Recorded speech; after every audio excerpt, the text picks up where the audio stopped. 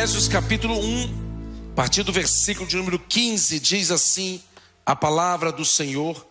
Efésios capítulo de número 1, a partir do versículo de número 15.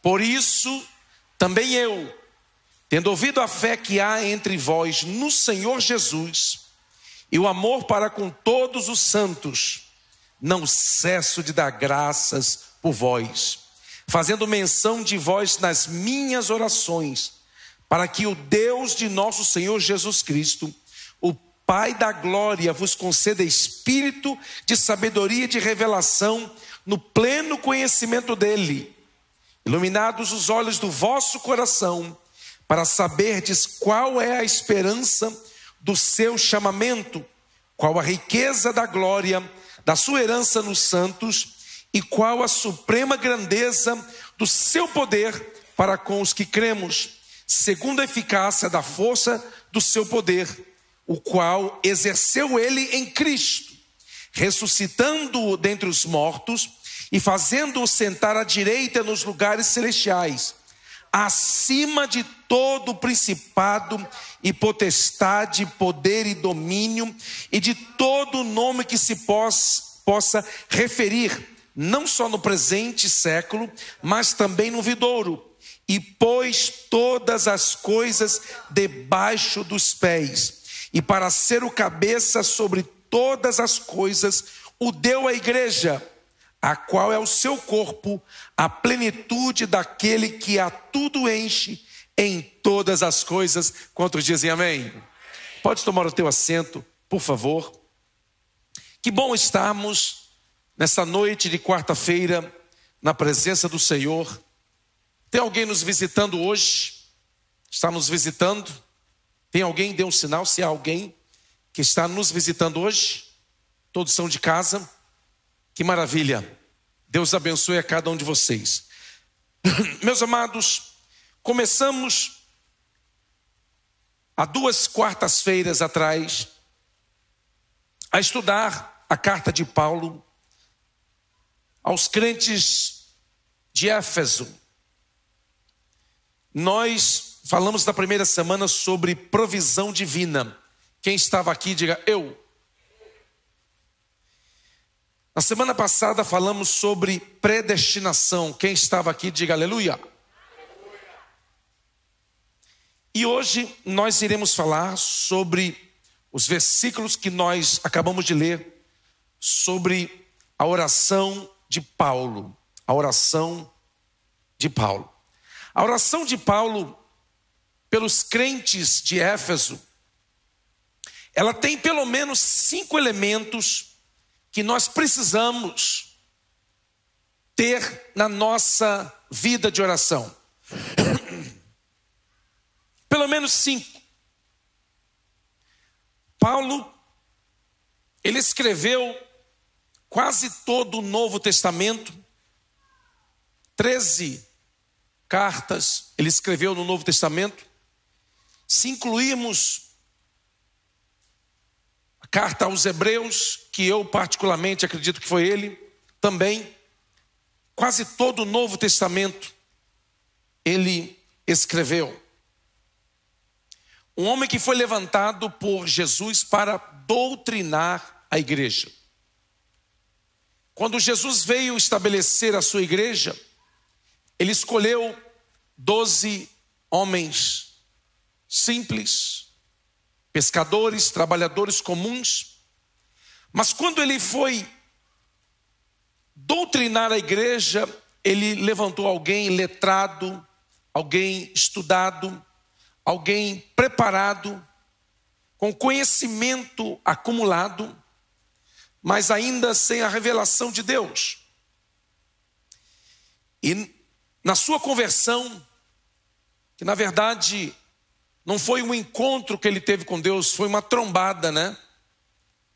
Ele caiu de sua montaria e o Senhor Jesus aparece a ele e ele tem uma transformação radical.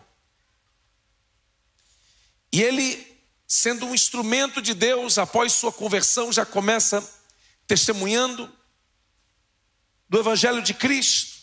da transformação que tinha sido efetuada na sua vida. E ele foi usado por Deus para implantar inúmeras igrejas e também para escrever cartas para essas igrejas, doutrinando, ensinando, corrigindo os novos crentes. Eu imagino Paulo, que vivia uma vida de oração, de profunda oração. Qual era o conteúdo da oração de Paulo? Alguém pode perguntar: pastor, a Bíblia diz em Romanos capítulo 8, versículos 26 e 27, que o Espírito Santo nos assiste em nossa fraqueza, porque não sabemos orar como convém. Nós não sabemos pedir. Mesmo que você fale o português ou o inglês corretamente, você não sabe pedir como convém. Você pode falar também errado, você também não sabe.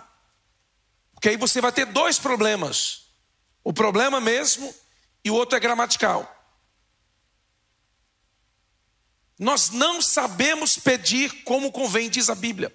Nós não sabemos orar, diz o texto. Mas o Espírito Santo intercede por nós.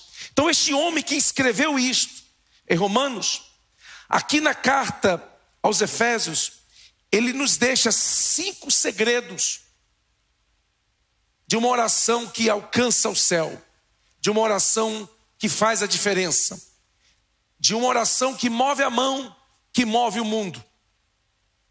O primeiro elemento está no versículo 15 e 16. Me acompanhem, por favor. Por isso, está na tela também. Por isso, também eu, tendo ouvido a fé que há entre vós, no Senhor Jesus, e o amor para com todos os santos, não cesso de dar graças por vós, fazendo menção de vós nas minhas orações. O primeiro elemento da oração de Paulo era gratidão. Já no início da sua oração, ele começava expressando gratidão. E essa gratidão de Paulo, ela vinha do fato dele ter ouvido bom testemunho acerca dos crentes de Éfeso. Ele ouviu coisas boas, está aí no texto. Tendo ouvido a fé que há entre vós no Senhor Jesus e o amor para com todos os santos. Meu irmão, como é bom ouvir coisas boas. Como é bom ouvir alguém falar bem de outra pessoa. O contrário também é terrível. Como é ruim ouvir alguém falar mal de alguém. Como é terrível você sentar para conversar e uma pessoa ficar falando mal de outra. Na ausência da pessoa, ela não estando presente para se defender. A Bíblia chama isso de murmuração. Murmuração é você falar mal, criticar alguém quando essa pessoa não está presente para se defender. Isso se chama murmuração. Quem aqui já murmurou? Levante a mão. Tem uns santos aí que chegaram a um patamar inalcançável, que nunca falaram mal de ninguém por trás. Por favor, orem por nós, que nós ainda estamos engateando na vida espiritual. Por favor, tenham paciência conosco, os fracos. Olha o que diz Pedro, 1 Pedro 2:1. Despojando-vos, portanto, de toda maldade e dolo. Não é dólar não, tá? Não é dólar, é dolo. Dolo é engano, manipulação. De hipocrisias e invejas, de toda sorte de maledicências. O apóstolo Pedro está dizendo, a maledicência você tem que se despojar. Você tem que arrancar como uma roupa. Jogar fora. Por quê? Porque quando nós falamos mal dos outros, nós atraímos a maldição que lançamos sobre a vida dos outros na nossa vida. Um verdade, nenhum amém. It's okay. A Bíblia diz, Jó 34:3, o ouvido prova as palavras como um paladar a comida. o nosso corpo se alimenta pela boca. O nosso espírito se alimenta pelos ouvidos. Porque a fé vem pelo ouvir e ouvir a palavra de Deus. Você se alimenta espiritualmente pelos ouvidos. Assim como o ouvido prova as palavras, como o paladar prova a comida, diz o texto. Paulo agradece repetidamente. Ele disse: não cesso de dar graças por vós. Paulo está dizendo: olha, quando eu vou orar por vocês, eu começo agradecendo, eu começo com gratidão. Nos tempos passados, ninguém podia entrar na presença de um rei pedindo. Era morto, era condenado à morte na hora. Quando se entrava na presença de um rei, tinha que entrar agradecendo e trazendo presentes. Não se podia entrar na presença do rei reclamando, dizendo: olha, rei, eu estou precisando disso, conta de luz está atrasada, conta de carro está atrasado, o aluguel está atrasado, a prestação está atrasada, está faltando isso, estou precisando disso, estou precisando de cura, a perna está doendo, eu estou precisando de uma resposta aqui, estou precisando brincar, estou precisando de resposta. Você não podia. Você tinha que entrar na presença de um rei agradecendo, mesmo não tendo tudo que você gostaria de ter. É por isso que o Salmo 100, versículo 4 diz: entrai por suas portas com ações de graças e nos seus átrios com um hino de louvor. Rendei-lhe graças e bendizei-lhe o nome. Então, quando você entrar na presença de Deus, a próxima vez, Paulo está ensinando: entre agradecendo, entre louvando a Deus, entre bendizendo ao Senhor, entre falando bem dos seus irmãos. Entre na presença de Deus e diga: Senhor, que bênção poder estar numa igreja onde os irmãos, todo mundo é amoroso. Parece que é uma igreja de gente perfeita. Jesus do céu, eu me sinto um pecador naquela igreja, porque eu não me preocupo com, não vejo ninguém falando mal de ninguém. Entre na presença de Deus falando coisas boas. Entre na presença de Deus com gratidão. Entre na presença de Deus com cânticos, louvando ao Senhor, exaltando, dizendo: Senhor, que privilégio poder fazer parte da tua igreja. Quanta gente melhor do que eu poderia estar aqui, mas eu, pela sua graça, fui achado, fui encontrado. Senhor, muito obrigado. Você pode agradecer. Eu agradeço, Senhor, pelo meu pastor, que não é tão ruim. É motivo também para você agradecer. Você pode entrar e dizer: Deus, muito obrigado pelo ministério de louvor da igreja, que eles ensaiam, se dedicam, preparam, chegam cedo, passam a música, chegam aqui, o louvor está solto, está bonito, glória a Deus. Gratidão, agradecer.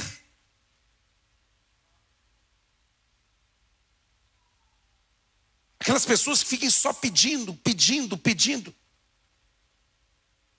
Elas são evitadas. Você sabia? Se você é assim, tudo está pedindo, você é evitado pelas pessoas. As pessoas não querem conversar com você. Deus está dizendo: olha, quando você entrar pelas portas dos meus átrios, eu quero que você entre cantando. Eu quero que você entre agradecendo. Deus, muito obrigado, porque na igreja tem irmãos diáconos, diaconisas, que se preocupam de cuidar da gente. Você acredita que tem gente lá fora cuidando dos seus carros, cuidando dos seus filhos? Seja grato. Entre na presença de Deus com gratidão. Segundo elemento da oração: sabedoria. Olha o que diz o versículo 17: para que o Deus de nosso Senhor Jesus Cristo, o Pai da glória, vos conceda espírito de sabedoria e de revelação no pleno conhecimento dele. Essa sabedoria aqui não é conhecimento acumulado. aplicação de conhecimento acumulado. Essa sabedoria aqui é um dom de Deus. Paulo está dizendo, quando você entrar na presença de Deus, você entre agradecendo e peça a Deus, Deus me dá sabedoria, para que eu possa saber o que falar, quando falar, a intensidade do que falar. Deus me dá sabedoria para que eu fale palavras que promovam edificação, crescimento, fortalecimento. Paulo diz, olha, quando você entrar com gratidão, peça a Deus sabedoria e revelação. O que é revelar? Revelar é descortinar, é abrir, é tirar o véu. Tem uns crentes que aqui na igreja devem não ter mais, porque eu já...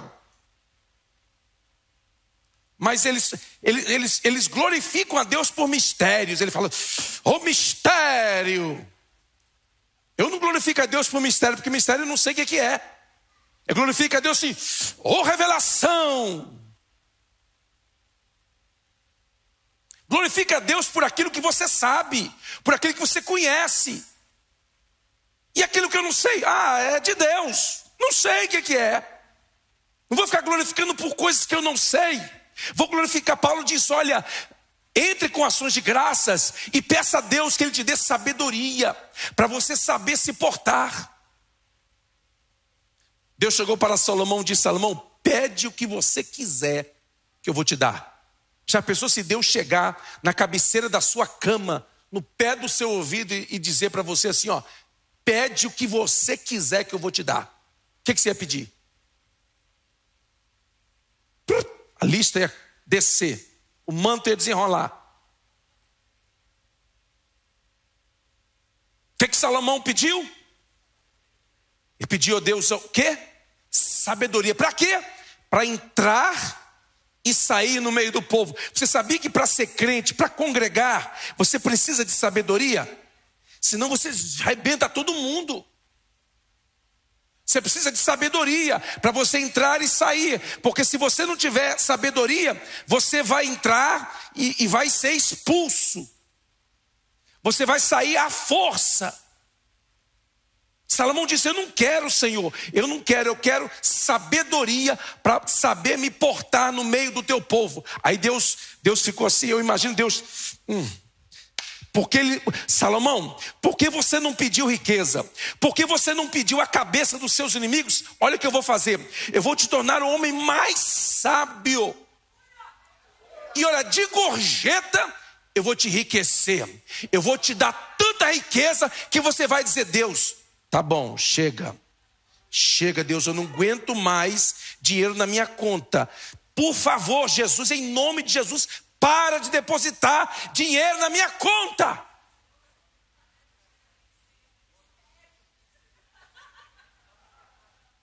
Alguém chegou nesse patamar aí? Ainda não. Deus disse para ele, olha, eu vou te dar. Sabe por quê? Porque quando Deus quer abençoar uma pessoa, meu irmão, as coisas começam a dar certo. As coisas começam a encaminhar. Deus traz as pessoas e coloca no seu caminho. Deus coloca as pessoas no seu caminho. Você não precisa ficar correndo, implorando. Porque a Bíblia diz, não é de quem corre, nem de quem quer, mas de quem Deus se compadece. É de quem Deus quer. Se Deus decidiu a te abençoar, meu irmão, não adianta torcer contra, fazer figa para dar errado. Não adianta olho gordo, olho magro, olho japonês. Não adianta, porque sobre a sua vida está a bênção do Senhor. Põe a mão sobre a sua cabeça assim, sem despentear o cabelo. Diga, a bênção do Senhor está sobre a minha vida e sobre a minha casa. Diga assim, tudo que eu tocar ficará abençoado. Pronto. Paulo disse, olha, quando você entra na presença de Deus, entra agradecendo. Não entra choramingando, não entra pedindo como um mendigo que não tem nada, como um desgraçado, um coitado. Não. Diga, Deus, eu cheguei na noite de quarta-feira, que maravilha, eu consegui chegar na igreja. É glória a Deus. Que maravilha, que privilégio poder estar na tua presença. É melhor um dia nos teus átrios do que 1000 fora. Deus me dá sabedoria para saber me portar. Como nós precisamos de sabedoria nesses últimos dias para viver. Os dias são difíceis, precisamos de sabedoria, sabedoria espiritual, esta capacitação sobrenatural de Deus para nos portarmos em todas as situações. Número 3, primeiro conteúdo da oração de Paulo era gratidão, ações de graça. Segundo era, terceiro, olha o que diz o versículo 18: iluminados os olhos do vosso coração, para saberdes qual a esperança do seu chamamento, qual a riqueza da glória da sua herança nos santos. A terceira coisa que Paulo pedia era visão espiritual. Ele não queria estar no escuro, ele não queria não saber o que Deus estava fazendo, ele não queria ficar de fora do propósito da vontade de Deus. Ele queria que os olhos espirituais dele, dos crentes de Éfeso, fossem abertos para que eles pudessem ver além do que eles podiam contemplar com os olhos naturais. Nós temos olhos espirituais. Aqui no texto chama de olhos do vosso coração. Em outro texto bíblico chama de olhos do entendimento. Já viu aquela pessoa que você prega o evangelho e a pessoa não consegue aceitar, não consegue ver, não consegue entender? O que aconteceu, pastor? Os olhos do entendimento desta pessoa estão ofuscados, estão bloqueados. Ore para Deus abrir os olhos do entendimento dessa pessoa, porque quando os olhos do entendimento forem abertos, essa pessoa vai aceitar a mensagem do evangelho, vai aceitar a pregação.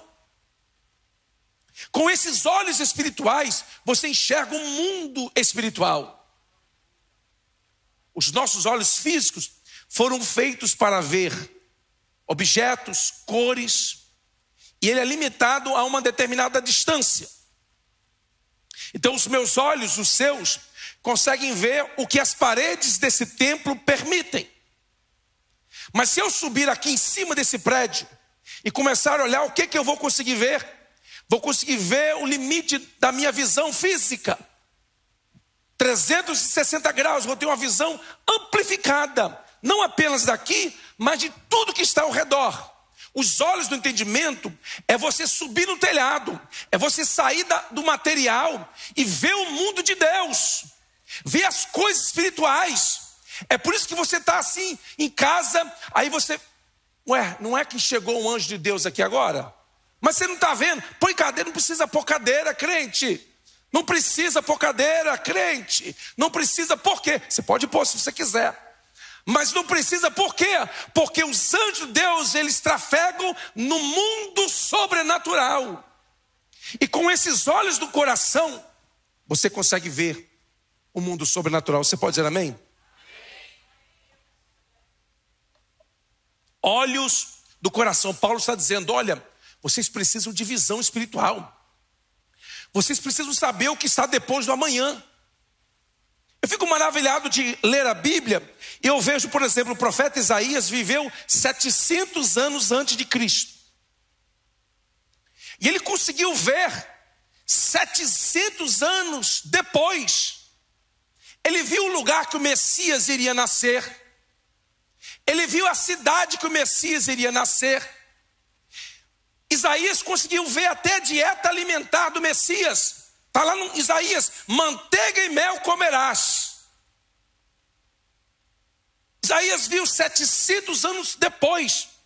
Aí quando você vai lendo o livro do profeta Isaías, você vai lendo, você vai encontrar lá no capítulo 66, Isaías, que ele não apenas viu 700 anos depois, mas ele viu 3.700 anos depois. Espera você fazer a conta. 700 anos até Jesus, 2.000 anos de Jesus até agora, 1.000 anos, milênio. Ele viu lá na frente. Tem Tem crente que não consegue ver amanhã. Meu Deus, o que eu vou fazer amanhã? Como que eu vou fazer? Ai, meu Deus, eu estou entrando em pânico. As coisas não estão dando certo, meu Deus. E o que você está preocupado? Não, como é que eu vou pagar o aluguel? Está chegando no final do mês. Meu Deus do céu, que loucura é essa? Não consegue ver semana que vem a provisão de Deus. Os profetas, eles enxergavam milênios na frente. Milênios. Abraão estava lá sacrificando Isaac. De repente, antes dele imolar o filho, Deus disse: aí está o cordeiro. Abraão olhou, viu aquele dia e se alegrou. Está no texto bíblico. Imagina Abraão com 100 e poucos anos, porque Isaac já tinha 15, 16, 17 anos, quando Abraão o levou para sacrificar. Abraão deu a luz, Abraão teve Isaac com 100 anos. Então, mais 17 anos, 117 anos. Aí Abraão está lá no Monte Moriá, pronto para sacrificar. De repente Abraão olhou e viu, entendeu. Aí o velhinho Abraão começou. Alguém falou: o que está acontecendo, Abraão? Só um pouquinho. Está na Bíblia, pastor, me mostra na Bíblia. Jesus diz: Abraão viu o meu dia e se alegrou. Você se alegra com a cara fechada? Não, Abraão celebrou, porque ele entendeu, ele viu milênios na frente. Paulo está dizendo: olha, ore para que vocês tenham sabedoria, ore com ações de graças, ore para que vocês tenham visão, para que os olhos do coração de vocês sejam limpos. E vocês possam ver o mundo espiritual. Vocês possam ver que Deus está pelejando por nós. E se Deus é por nós, coitado de quem é contra nós. São Cleverson. Número 4. Primeiro, Paulo diz: olha, ações de graças, gratidão. Não começa a oração, não, gritando, esperneando. Dependendo da situação, você pode, dependendo do nível de desespero, tem hora que não dá para fazer introdução, não. Você vai bater o carro, você não tem tempo de falar: ó, muito obrigado, Jesus. Não, Jesus! Não é assim? Eu entendo isso. Mas estou falando da oração, de você se portar na presença de Deus, buscando a presença de Deus. Então você entra com gratidão, depois você pede a Deus: Deus, me dá sabedoria. Coloca as palavras no meu coração. Senhor, me ensina a orar, me ensina a me expressar. E quando você não conseguir se expressar bem, você vai para línguas estranhas, porque nas línguas estranhas você não fala errado, nem gramaticalmente, nem espiritualmente. Você fala direto com Deus. Paulo diz: olha, gratidão, sabedoria, visão. Número 4, 19 e 20. E qual a suprema grandeza do seu poder para com os que cremos, segundo a eficácia da força do seu poder, o qual exerceu ele em Cristo, ressuscitando dentre os mortos, fazendo sentar à direita nos lugares celestiais. A terceira coisa que os crentes de Éfeso precisavam era de poder. Diga poder. Mas poder desanimado assim não dá, não. Poder. Não vou te dar outra chance também para você prestar atenção, sair do telefone. Revelação pura, hein?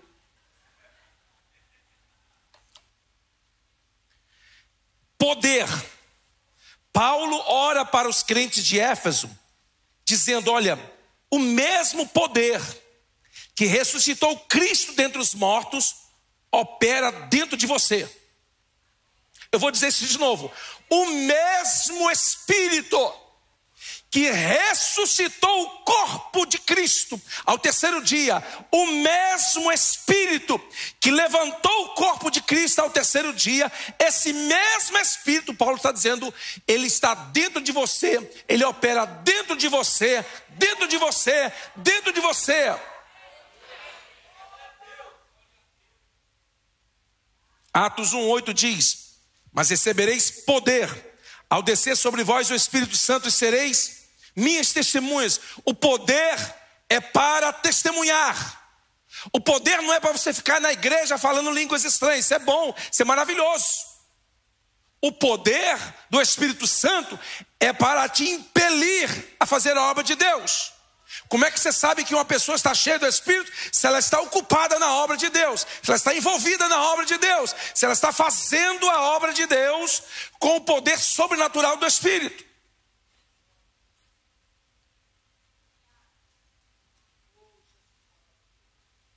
A revelação do poder do Espírito nos torna consciente do nosso lugar em Cristo. Olha o que diz o texto: ressuscitando dentre os mortos, fazendo sentar à sua direita nos lugares celestiais. Meu irmão, eu e você estamos assentados em regiões celestiais. Você sabia que está no texto bíblico isso? Deus nos posicionou. A nossa salvação não é questão de sentimento. Eu sinto hoje que estou salvo. Semana passada não estava sentindo nada, que eu era salvo. Meu irmão, a sua salvação não é condicional aos seus sentimentos, porque os sentimentos enganam. Você foi posicionado em Cristo. Você está em Cristo, nas regiões celestiais, sentindo coisas maravilhosas, arrepios ou nada. Você está posicionado em Cristo. Quem aqui está posicionado em Cristo? E o poder do Espírito opera em nós. Paulo está dizendo, olha, quando você entrar na presença de Deus, você entra com gratidão, você peça a Deus sabedoria, você peça a Deus visão. Deus, abre os meus olhos espirituais, para que eu consiga ver além do que está diante de mim. Senhor, dá-me visão espiritual ampla. Senhor, eu não quero estar limitado a minha vida àquilo que eu consigo enxergar com os meus olhos. Senhor, levanta os meus olhos espirituais, tira o bloqueio dos meus olhos espirituais, permita que eu veja o teu propósito, a tua vontade para nós. Número 3, o poder do Espírito Santo. Paulo está dizendo, olha, eu vou orar para que o poder do Espírito Santo opere em vocês, para que vocês vivam uma vida diferenciada. Sabe o que nos diferencia dos religiosos? O poder do Espírito Santo. O poder do Espírito Santo nos diferencia dos apenas religiosos. Quinto e último lugar, Paulo diz, versículo 21, 22, 23. Acima de todo principado e potestade, poder e domínio, e de todo nome que se possa referir, não só no presente século, mas também no vindouro. E pôs todas as coisas debaixo dos pés, e para ser o cabeça sobre todas as coisas, o deu à igreja, a qual é o seu corpo, a plenitude daquele que a tudo enche em todas as coisas. Diga aleluia. O texto diz aqui, ó, principado, potestade, poder e domínio. O que é isso, pastor? São 4 classes de anjos aqui. A Bíblia fala de outras classes, mas aqui, ó, principado é uma classe, potestade é outra classe, poder é outra e domínio outra classe. São aqui, Paulo está listando 4 classes de anjos. Aí tem outros, tem os serafins, tem os querubins, tem os querubins com 4 rostos, tem o arcanjo Miguel, apesar de alguns acreditarem que existe mais de um, mas a Bíblia só chama um pelo nome de arcanjo, arquichefe, anjo-chefe. E eu li um livro uns tempos atrás, que o escritor americano, ele listava 17 categorias de anjos na Bíblia. Tem esses 4 aqui, que são classificações de anjos. O que Paulo está dizendo aqui é o seguinte, que o domínio de Cristo não está abaixo do principado, dos poderes, das potestades e de domínio, não, está acima. Ele está acima de todos os anjos. O trono de Cristo está elevado acima de todos os anjos. Você lembra lá, eu falei esses dias atrás, que em Isaías capítulo 6, na visão de Isaías, os serafins voavam acima. Lembra que eu apresentei uma elucubração teológica aí para vocês? Lembra? Quem estava aqui lembra disso. Mas agora, com a morte e ressurreição de Cristo, o trono de Deus está lá em cima. Não há nome, não há ninguém, não há nada que se possa mencionar acima do nome de Jesus. Filipenses 2,5 diz, a partir do 5, que Deus o exaltou soberanamente e lhe deu um nome que é sobre todo nome.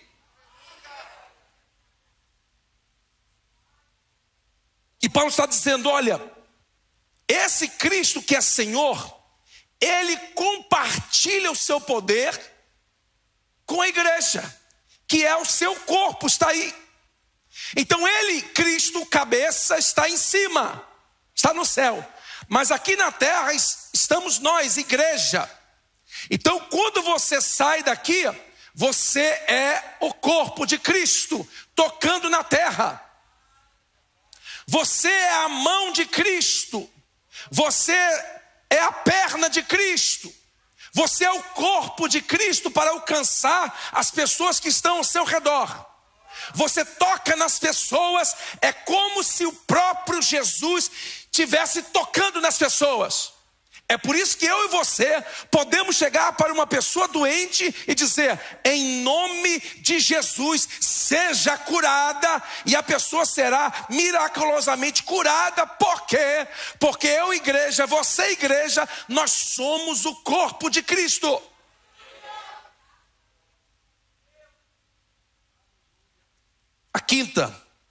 Quinto elemento é submissão. Diga submissão. Então vamos recapitular. Primeiro é gratidão. Segundo é sabedoria. Terceiro é visão. Quarto é poder. Quinto é submissão. Meu irmão, eu e você precisamos de nos humilhar. Deus manda na sua palavra que nós devemos nos humilhar. Aí está escrito lá, ó. Humilhai-vos debaixo da potente mão de Deus. Quem se humilha, quem se quebranta, quem se dobra, humilhai-vos. Por que Deus manda que nós devemos nos humilhar? Porque se Ele tiver que fazer isso, nós não vamos gostar. Então, você não ora para Deus assim, Deus me humilha, Senhor, me humilha. Irmão, retira essa oração rapidinho. Mas Deus, foi mal, eu não sabia, não me humilha não, Deus, deixa que eu vou me humilhar. Porque Deus prefere que você faça, porque se Ele tiver que fazer, Ele vai quebrar esse narizão seu. Ele vai cortar esse tupetão seu, assim, com a tesoura de cortar grama.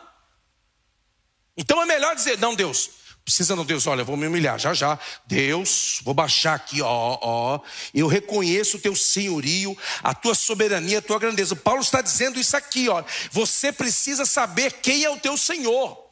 Ele não é qualquer um, ele está acima de todos os anjos. Ele é Senhor absoluto dos céus e da terra. Portanto, se humilhe diante dele, reconheça a grandeza dele, reconheça o poder que ele tem. Reconheça quem você é em Cristo. Paulo diz, olha, você, a qual é o seu corpo, a plenitude daquele que a tudo enche em todas as coisas. Ele compartilhou conosco o seu poder. Jesus disse, olha, eu vou para o meu Pai, mas vocês ficarão aí e vocês farão obras maiores do que esta. Tem líder que não gosta que o seu liderado faça mais que ele. Tem líder que não quer que as pessoas cresçam mais que ele. Vocês podem crescer, mas até aqui. Tem líder que coloca limite no crescimento dos seus liderados. São os pastores que têm o ministério da Branca de Neve. Conhece o ministério da Branca de Neve? A Branca de Neve, só ela é grande, o restante é tudo anão. Todo mundo em volta não cresce. Todo mundo fica pequeno. Só o pastor da igreja que cresce. Só ele que fica famoso. Só ele que sai para pregar. Todo mundo fica limitado. Aqui não tem Branca de Neve não, meu irmão. Aqui é a igreja de Cristo. Convém que você cresça, e eu também. Não eu diminua, não. Eu quero que você cresça. Quero que você desenvolva. Quero que você avance. Eu quero que você busque dons espirituais. Eu quero que Deus te use de forma extraordinária. Por quê? Estão precisando. Busca um dom que você sabe que não tem. Peça a Deus, Deus, eu quero ser usado nessa área aqui, ó. Pastor Cleves não é usado nessa área, eu quero ser usado nessa área. Me levanto como instrumento, Deus. E sabe o que eu vou fazer? Eu vou te apoiar. Vou investir em você. Porque quando você sabe quem você é em Cristo, ninguém te intimida. Você não se sente intimidado por ninguém. Ninguém. A Bíblia diz que Jesus, momentos antes de ser preso, a Bíblia diz que ele, sabendo quem ele era, sabendo a missão que o Pai lhe tinha confiado, ele foi lá, pegou uma bacia de água com uma toalha e veio lavar os pés dos discípulos. Aí você diz, mas como assim?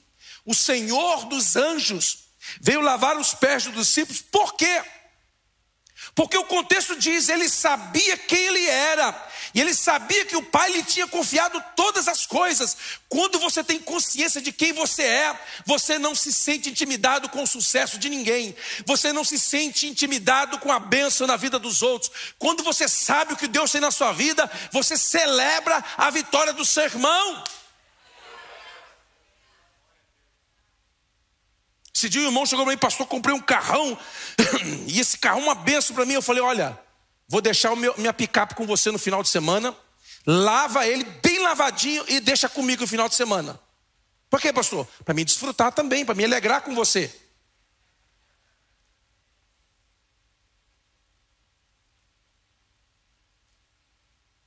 Vou me alegrar com você, mas pastor, precisa se alegrar? Preciso, porque eu não tenho inveja de você. Quero que você prospere, quero que você cresça. Deixa comigo esse carro. Para mim dar uma volta nele, dar uma acelerada na Risboro. Ô Rubens, não é você não, tá? Por favor.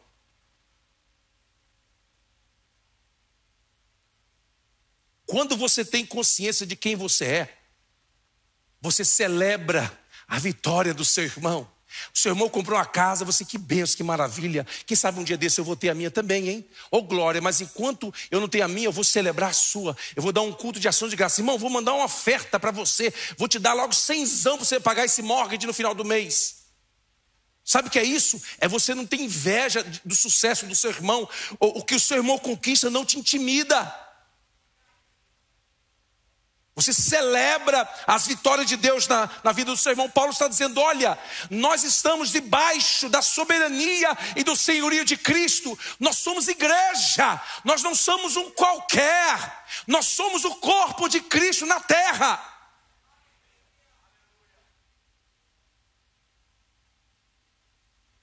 Na oração sacerdotal, Jesus Cristo ensina aos seus discípulos, não uma reza.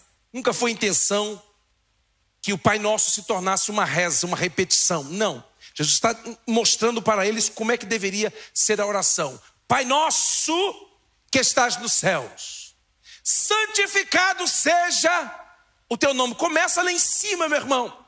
Não começa falando, Senhor, o aluguel está atrasado, o problema está aí, a perna está doendo, as costas estão doendo. Meu irmão, começa lá em cima a sua oração. E eu gosto disso em todas as áreas. Eu até falei para Zal, para o Gilmar na hora do louvor. Começa o louvor lá em cima.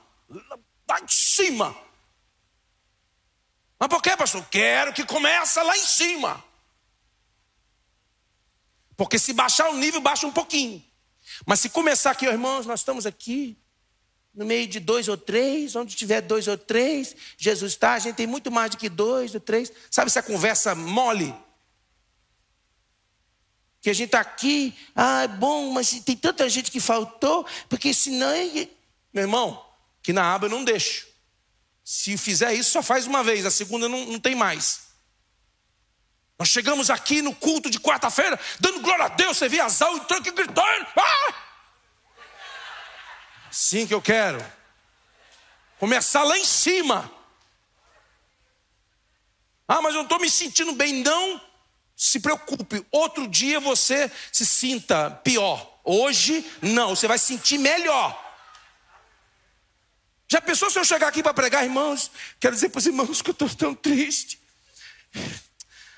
Orem por mim, porque as coisas estão difíceis. Aí, irmãos, está tanta dificuldade. Meu irmão, vai ter que colocar uma música sertaneja no fim para piorar a miséria.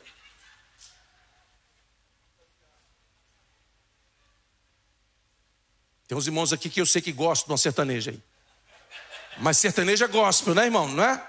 É a gospel, né? Uhum.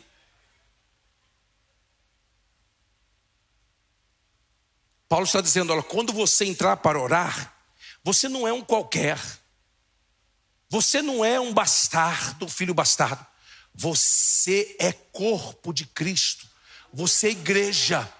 Se submeta ao senhorio de Cristo. Se submeta, abaixa essa cabeça. Abaixa. Porque se você não abaixar, o tempo vai fazer você abaixar.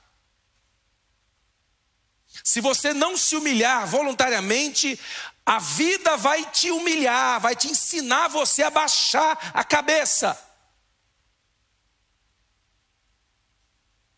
Ninguém vai orar mais, Deus me humilha. Ninguém mais. Você mesmo diz, Deus, eu me humilho. Então, aquele irmão que te fez raiva, já pede perdão a ele já. Ô, meu irmão, perdi a cabeça com você, me perdoe. Aquele irmão que está te devendo, que você sabe que não vai pagar, você fala, meu irmão, sabe uma coisa? Me paga. Deixa para lá, não é seu? Me paga. Te emprestei, você vai me pagar.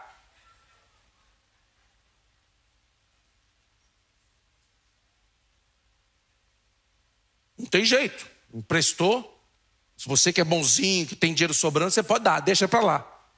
Você deixa para lá, aí eu não. É por isso que eu não empresto dinheiro a ninguém. Não empresto dinheiro para ninguém. Não faço transação comercial com nenhum membro da aba. Isso é uma política que eu tenho, não faço. Não empresto, não peço emprestado. Só algum amigo bem chegado que eu empresto, mas já pagando depois já. Já fiz, quando precisa eu faço. Quando não consigo aprovação no banco. Eu sei uns irmãos que podem.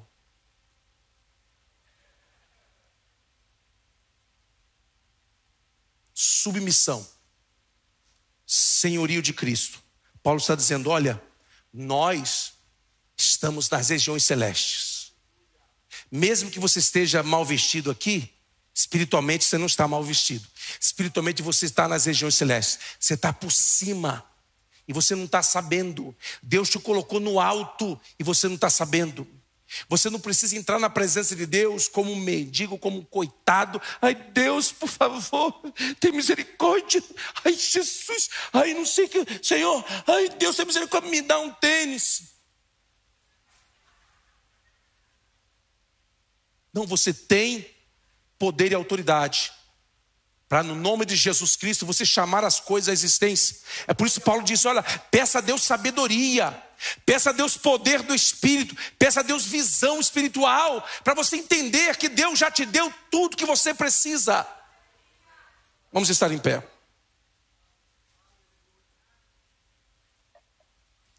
Tudo que você precisa para cumprir o seu propósito, Deus já te deu. Você pode não saber onde está.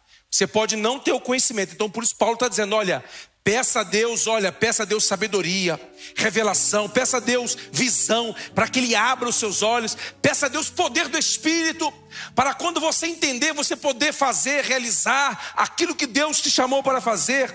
E enquanto tudo isso acontece, saiba o seu lugar em Cristo. Você não é maior do que ninguém. Você não é melhor do que ninguém. Todos nós fomos salvos pelo mesmo sangue. Ah, o pastor Cleverson é um sangue meio azulado. Isso é conversa fiada. Todos nós estamos debaixo do mesmo sangue. Sabe o que me diferencia eu de você? Responsabilidades. Por quê? Porque nós somos filhos de Deus. Não somos melhores do que ninguém. Hoje eu cheguei aqui, as criancinhas estavam sentadas ali no lugar que normalmente eu sento. O que eu fiz? Fui para lá. Por quê? Cheguei atrasado.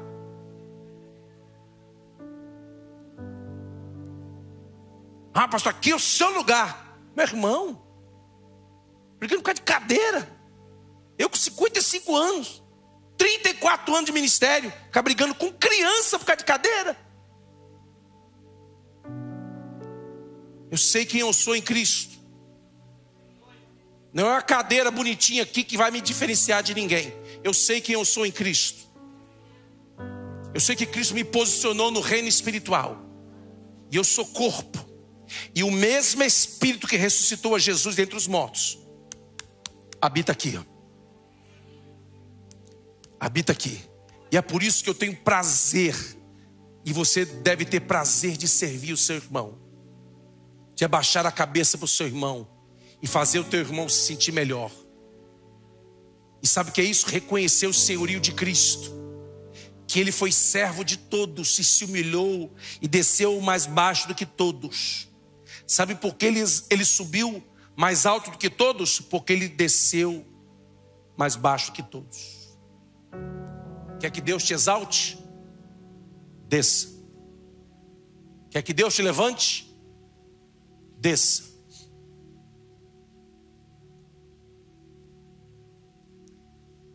Amanhã eu estarei viajando para Boston, pregar no aniversário do pastor Iel, que foi convidado, de novo.